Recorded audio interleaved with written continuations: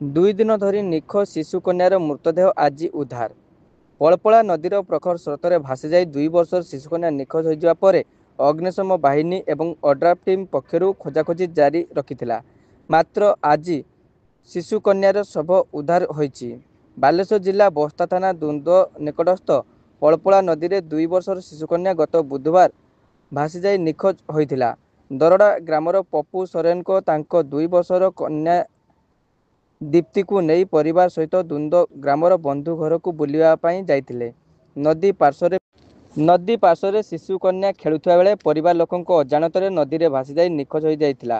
ଖବର ପାଇ ବସ୍ତା ପୁଲିସ ଏବଂ ଅଗ୍ନିଶମ ବାହିନୀ ପହଞ୍ଚି ଖୋଜାଖୋଜି କରିଥିଲେ ମଧ୍ୟ କୌଣସି ସନ୍ଧାନ ପାଇନଥିଲେ। ପୁଣି ଗୁରୁବାର ଦିନ ମଧ୍ୟ ଓଡ୍ରାଫ୍ ଟିମ୍ ଏବଂ ଅଗ୍ନିଶମ ବାହିନୀ ପହଞ୍ଚି ଖୋଜାଖୋଜି କରୁଥିଲେ ମଧ୍ୟ ଶିଶୁକନ୍ୟାର କୌଣସି ସନ୍ଧାନ ମିଳିପାରିନଥିଲା। ଆଜି ସିଙ୍ଗଲା ଥାନା ପୁଟୁରା ପଞ୍ଚାୟତ ଦକ୍ଷିଣ ପୁଟୁରା ଗ୍ରାମର ବଳରାମ ପଣ୍ଡିତ ନିଜ ଘର ନିକଟସ୍ଥ ପଳପଳା ନଦୀ ଆଡ଼ିଆରେ ଦାନ୍ତ ଘଷୁଥିବା ବେଳେ ହଠାତ୍ ନଦୀରେ ମୃତଦେହ ଦେଖି ପୁଟୁରା ସରପଞ୍ଚ ରାଧାକୃଷ୍ଣ ବେହେରାଙ୍କୁ ଜଣାଇଥିଲେ। ସରପଞ୍ଚ ସଙ୍ଗେ ସଙ୍ଗେ ସିଙ୍ଗଲା ଥାନାକୁ ଖବର ଦେଇଥିଲେ। ସିଙ୍ଗଲା ଥାନା ଏଏସ୍ଆଇ ଗୋପାଳ ପ୍ରସାଦ ହେମ୍ବ୍ରମ, ଅତିରିକ୍ତ ତହସିଲଦାର ପିୟୁଷ ପ୍ରଧାନ, ମୁକୁଳି ସରପଞ୍ଚ ଅମିତ କୁମାର ବିଶ୍ୱାଳ, ଇଡ଼ଦା ପଞ୍ଚାୟତ ସରପଞ୍ଚ ପ୍ରତିନିଧି ଦେବୀ ପ୍ରସାଦ ଭଞ୍ଜ, ଓଡ୍ରାଫ୍ ଟିମ୍ ଏବଂ ଅଗ୍ନିଶମ ବିଭାଗଙ୍କ ଉପସ୍ଥିତିରେ ମୃତଦେହକୁ ପଳପଳା ନଦୀରୁ ଉଦ୍ଧାର କରାଯାଇଥିଲା। ପୁଲିସ ଶବ ଜବତ କରିବା ସହ ଅପମୃତ୍ୟୁ କେସ୍ ନମ୍ବର 29/25 ମୂଳେ ଏକ ମାମଲା ରୁଜୁ କରି ବ୍ୟବଚ୍ଛେଦ ପାଇଁ